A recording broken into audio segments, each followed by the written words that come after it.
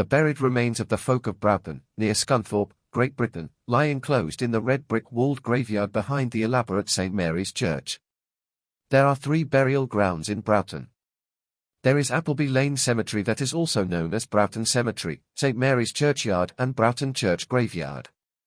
It is the latter one that is the most interesting, as it is at a short distance from the church but circled by an old crumbling brick wall with a rustic iron gate painted black.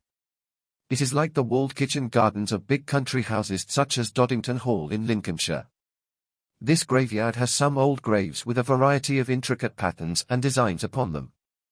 The surrounding red brick walls are sadly deteriorating, with the roots of plants nestling their way into the cracks, releasing any loose stone onto the floor in the process. The rustic iron gate moves freely but ironically croaks like the call of a crow. It could so do with a drop of oil. The graves are scattered about randomly, but some are placed in line. Some are fixed as plaques onto the red brick walls. Some have sadly been broken up into pieces, destroyed by the influx of time. They do still tell the story of past folk, but some of the lettering has fallen off, like in the case of John Clayton, who died in 1923. Some date back to the 19th century.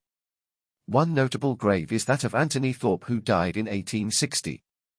This grave has a wonderful Celtic cross with an intricate pattern of ivy therein. This is one of only a number of notable gravestones that are still standing proud.